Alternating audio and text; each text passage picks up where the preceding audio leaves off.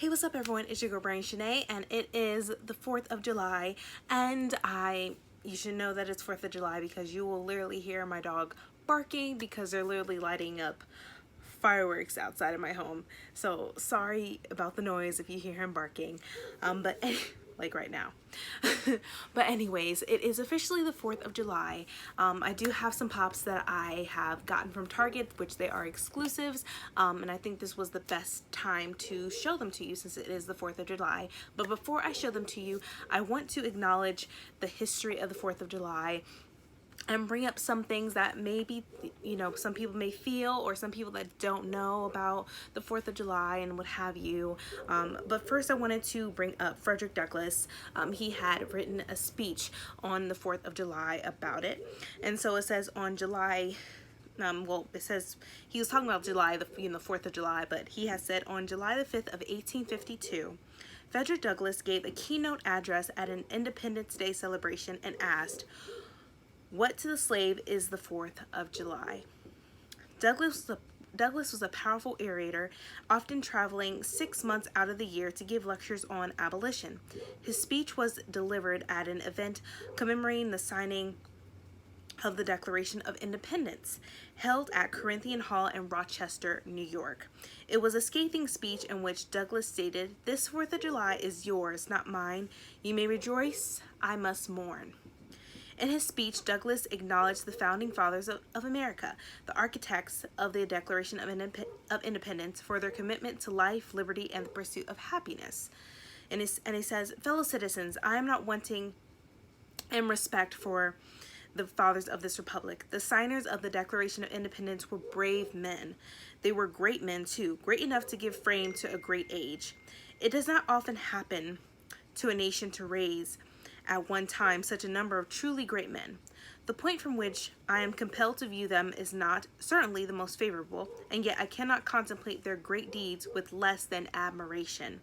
They were statesmen, patriots, and heroes, and for the good they did and the principles they contended for, I will unite with you to honor their memory." It says, Douglass states that the nation's founders are great men for their ideals of freedom, but in doing so he brings awareness to the hypocrisy of their ideals with the existence of slavery on American soil. Douglass continues to interrogate the meaning of the Declaration of Independence to enslaved African Americans experiencing grave inequality and injustice.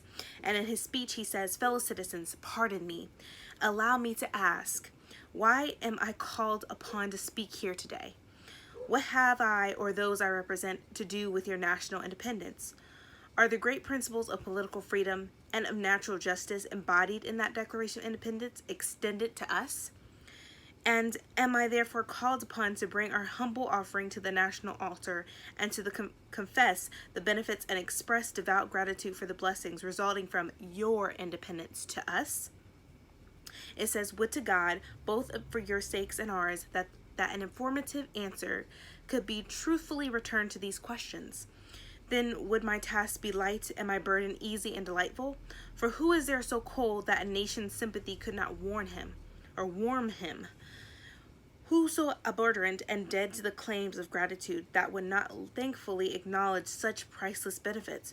Who so stolid and selfish that would not give his voice to swell the hallelujahs of a nation's jubilee, when the chains of servitude has been torn from his limbs? Am I not that man? In a case like that, the dumb might eloquently speak, and that the lame man leap as an heart. But such is not the state of the case. I say it with a sad sense of the disparity between us. I am not included within the pale of glorious anniversary. Your high independence only reveals the immeasurable distance between us. The blessings in which you this day rejoice are not enjoyed in common. The rich inheritance of justice, liberty, and prosperity and independence bequeathed by your fathers is shared by you, not by me. The sunlight that brought light and healing to you has brought stripes and death to me. This 4th of July is yours, not mine. You may rejoice, I must mourn." And so with that, it just gives you a breakdown of his speech and what it was really about. Pretty much saying how, like, he appreciated the founding fathers of America, but he still does not understand how America was built and how, how it was built and how it's, and literally this speech that he says is still relevant today. A lot of people of color, especially African Americans, are still going through injustice, still are pretty much going through it. We're not, there's no equality. So literally there has been improvement, but it's still here. Racism is still here. And I bring this up to you because it's really important to my heart.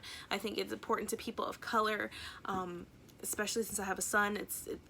I have to have a speech with him, a talk with him in the future. I still will have to have a talk with my daughter, who's 4 years old, and my son is only 1 year old. That's really hard, and that it's literally from 1852. We're still going through something like this. We don't have slavery, but we're still going through injustice and inequality, and we're still being killed by police officers, and it is 2019, you guys. So literally, like, I'm trying to bring awareness to this issue. Like, even recently about the Little Mermaid, the live action, there's a lot of racism going on because they had chosen a wonderful and brilliant Black actress who I think is a great pick. She's awesome. I've seen her everywhere. She's a great singer, everything, but people can't not grasp the fact that she is Black. And I'm trying to figure out, like, seriously, like, that's what you're concerned about? And it literally is all the people that I thought were genuine are starting to come out, and they're racist. It's just crazy. But anyway, I wanted to bring awareness because this is the 4th of July. But literally, yes, there were some great things happening on this day, but there was still things that were so completely wrong the day of this and the day after and many years after that. Like, literally. And so I just wanted to bring awareness to that. But anywho, on a good note, I do have some pops that I got from Target that I want to share with you, and I also will probably share some history regarding these pops and everything, because I believe these pops definitely bring history and relevance when it comes to the 4th of July. So let's go ahead and get started with that on a lighter note. So the first pop that I got from Target, and it is the exclusive, this is Uncle Sam, the American history line, the pop icons. So this is Uncle Sam, and here he is from the side. Here is the very back where it says American history, I want you for U.S. Army, nearest recruiting station. So it says that. Here is the other side. Here is the top, and here is the bottom. And before I go ahead and show you a closer look on my turntable, I wanted to pretty much break down the history of Uncle Sam. And it literally says Uncle Sam, which is initials US, is a common national personification of the American government or the United States in general that, according to legend, came into use during the War of 1812 and was supposedly named for Samuel Wilson. The actual origin is by legend. Since the early 19th century, Uncle Sam has been a popular symbol of the U.S. government and American culture and a manifestation of patriotic emotion. While the future of Uncle Sam represents specifically the government, Colombia represents the United States as a nation. So it's pretty cool. So literally there was posters back then pretty much saying, I want you for U.S. Army, which was pretty much stated on the back of the box right here. And so I think that was great. I wanted to give you pretty much a breakdown of Uncle Sam and how it was brought about of having Uncle Sam, which is US, in short is the initials US. But let me go ahead and take him out so you can see him full circle of what he looks like up close on the turntable. So let's go ahead and get started with that. Alright, you guys, so this is a closer look of Uncle Sam. He looks really great as a pop. I think they did a great detail with him. You see his finger pointing out, which is very accurate. You see his little striped pants and his blue jacket. You see his hand in the very back. You see his hair is really curly, which is a great detail as well. You also see his hat, which has stars, which I think is amazing as well. But I think this is a great pop. I think they really did a good job on it. There's great detail, significant detail, and it looks exactly like what he looks like in the box or outside of the box, where it gives that representation of recruiting people as well. So I think that is very awesome. See, look, if you see right here, this is what he looks like, and then you see him like this. So I think that was really great and great representation of Uncle Sam. So this is one of the pops I went ahead and collected from Target. Alright, and so the next pop that I got from Target is one of the, I guess you could say he's one of my favorite presidents in some ways because of what he had done and everything and what he had began during his election. I know it was very mostly strategic during his election, but I mean, it is what it is. But this next pop that I got was also Abraham Lincoln. And this is, like I said, the Target exclusive. And this is the way it looks like in the box. And so here is the side. Here is the very back, and then you also have George Washington, which I'm not sure if I want to get him or not. That would complete my collection, but I'm not sure. But that's the way he looks. Here's that, the other pop that goes with him. Here's also the other side. Here is the top, and here is the bottom. And since what I did for Uncle Sam, I wanted to pretty much share some history about Abraham Lincoln. I think it's very important. A lot of people don't really know about Abraham Lincoln. And that's very sad. I think when it comes to history classes, they really don't like break it down on what Abraham Lincoln was, and everything, what have you. So let me go ahead and share that with you. So Abraham Lincoln, he was an American statesman, politician, and lawyer who served as the 16th president of the United States from 1861 until his assassination in April of 1865. Lincoln led the nation through the American Civil War, its bloodiest war and its greatest moral, constitutional, and political crisis. He preserved the Union, abolished slavery, strengthened the federal government, and modernized the U.S. economy. So literally he did all of that. And yeah, that's something that I definitely wanted to share with you about Abraham Lincoln, because I mean, he had his flaws, but he also did a great service in the U.S. So there's that, and I'm going to go ahead and take him out of the box so you can also see him up close, just to see what great detail that they did. So let's go ahead and get that started. Here we have Abraham Lincoln on the turntable. As you see, great detail. You also see the little mole that he has on his face, which I think is also in a great detail. His jacket coat, everything, his hat is amazing. They got his hair accurate. I'm speaking like I've seen him in person. That's funny. But I've seen a lot of like pictures of him. And I don't think I mentioned it, but I know in previous videos I do have a history degree, so I know more about certain things. But I think they did a great job creating Abraham Lincoln. He looks fantastic. I think like I said, the detail is amazing. It's straight on. His beard is straight on. His hand placement is straight on. I think it was amazing that they did these pops, especially came out the great time of the year. So there you have Abraham Lincoln, everyone. And the last and final pop that I have with this collection, this is going to be Rosie the Riveter, the Target exclusive. This is what she looks like in the box. Here is the side. Here is the back where it says, "We can do it," right here. Here's also the other side of her. Here's the top and the back, or the bottom, I should say.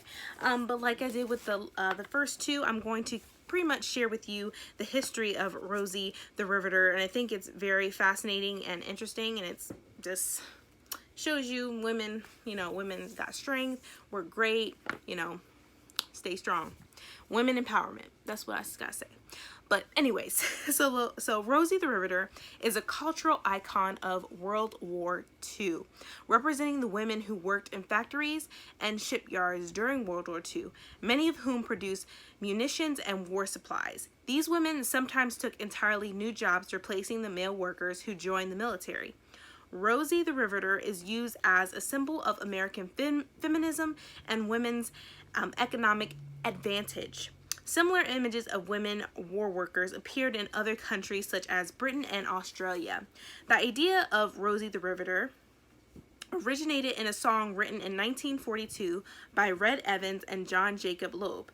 Images of women workers were widespread in the media as government posters and commercial advertising was heavily used by the government to encourage women to volunteer for wartime service in factories. Rosie the Riveter became the subject and title of a Hollywood movie named World War II, or WW2. But yeah, so that is the history of Rosie the Riveter. I think this is fascinating. They had a lot of women during World War II had worked in factories that men did and volunteered, and they were bomb at it and what have you. So I'm going ahead and put her on the turntable as well. I think she was awesome, and so I wanted her to save her for last. But let's go ahead and see what she looks like up close. For you guys, here is Rosie the Riveter. Here is her box right here. I'm going to go ahead and turn this on. So yeah, so literally this is Rosie the Riveter, and she comes with a stand, as you can see.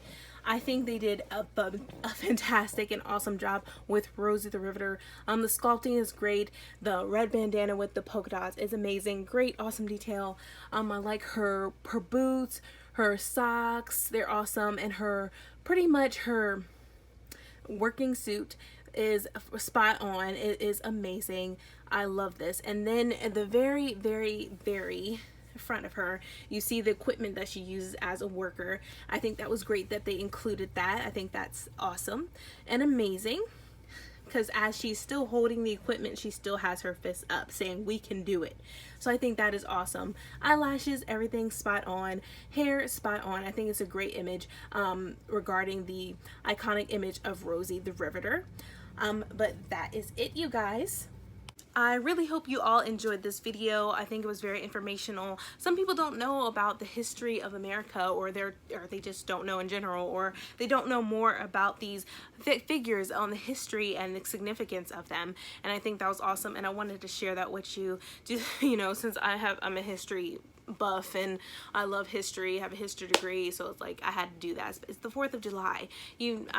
Everybody's celebrating, and that's great, but they still need to also acknowledge other things as far as the 4th of July and the history and the bases and how it was built and how, you know, how it was portrayed and how it's still portrayed. But you know, it's awesome holiday. I know some people are enjoying it. They're going out being with their friends, getting some ribs, you know, hot dogs, grilled hot dogs, burgers, what have you.